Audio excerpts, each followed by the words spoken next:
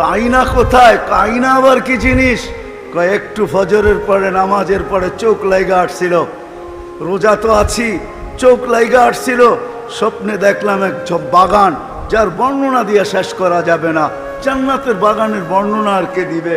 ওটার ভিতরে ঝর্ণা, এমন মেয়েরা পানি ভরতে আসছে যাদের রূপের বর্ণনা দেওয়া যায় না। আমি যখন কাছে গেছি সবাই চিৎকার দিয়ে উঠছে, আইনার জামাই আসছে। ভাবলাম এদের ভিতর থেকে কেউ হবে। যখন আরো কাছে গেলাম, বললো আমরা কোথায়? আমরা না, আমরা তো তার কৃতদাসী, আমরা তো তার খাদেম, তার জন্য পানি বইরা নিতে আসছি। সে তো আগে, তো আমি দৌড় দিলাম, দেখলাম আরেকটা ঝর্ণা। পিছের মেয়েদের আর কি সৌন্দর্য, এদের সৌন্দর্যের বর্ণনা দেওয়া সম্ভব না। আগের গুলার থেকে লক্ষ কোটি গুণ বেশি সুন্দরী।